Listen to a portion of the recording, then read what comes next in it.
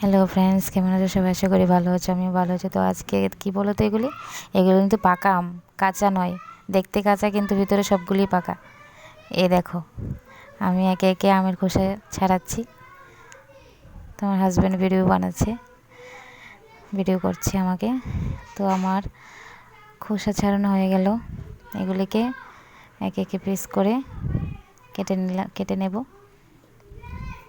আমি এদিকে একে একে পিস করে আমগুলি কাটছি, আমার হাজব্যান্ড ভিডিও করছে। আর এই দেখো আমার দেওরের ছেলে কী করছে, ও খাচ্ছে। ওকে বলছি খাস নে, তোকে ভর্তা দেবো না। ও বলছে আমার ভর্তা লাগবে না, আমি এমনি খাবো, বড় মা আমাকে দাও। তাই ওকে দিয়ে দিলাম। তো এবার আমি এতে শুকনো লঙ্কা দিয়ে দিলাম পুড়িয়ে, এখন একটু নুন দিয়ে দিলাম, তারপর একটু চিনি দিয়ে দিলাম।